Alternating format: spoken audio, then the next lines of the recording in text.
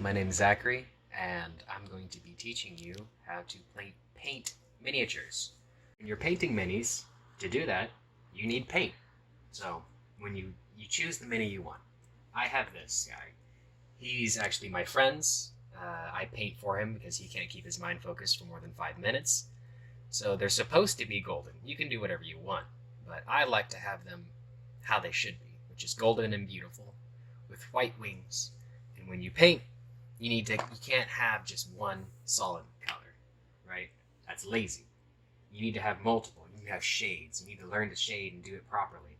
So for him, I'm going to be lazy, but not too lazy. I'm going to have two different shades of gold, right? I'm going to give the darker layer first, and then highlight, not necessarily highlight, but dry brush the rest of it. All the upper areas, so he doesn't look flat. So he's got depth, right? It's not just like a plank. The second thing you need when painting miniatures, besides the paint and the miniature itself, and the money to buy them because they're always super expensive. Plastic crack addictions are more expensive than actual crack. Is paintbrushes. Always, please. I can't stress this enough.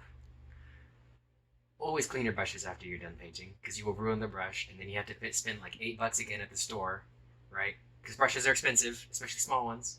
But yes, you will need brushes. And the brush that you use depends on what you are painting. If you're painting very small areas, you want to use itty bitty brushes. Cute little ones like this. If you're painting big areas, like on this chungus, oh gosh, you need to use big brushes. But when it comes to painting, you need to apply evenly. So I'm just going to cover this guy in one big goop. Get some water. Always wet your brush. Always wet your brush. Prior, right? Get a little paint on there, right? And then you don't apply it directly on. I mean, you can if it's a base, but I don't like to do that because it gets all goopy.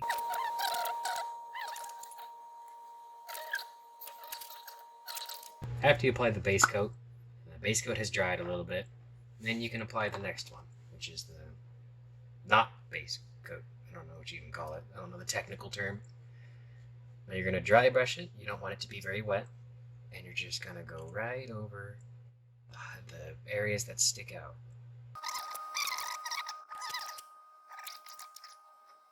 When you combine taking care of your brushes, right, using the right kinds of paints and the right combinations, leveling the stuff, having the darker shades on bottom and the brighter shades on top, and then adding shaders, which is pretty much just like black paint and water, and it gets into the recesses and gives it more of a 3D tone. And you do all of that, and you spend a ton of money and several man hours, you can get something like this. This is my prized possession. His name is Morty. And he has his little buddies down at the bottom.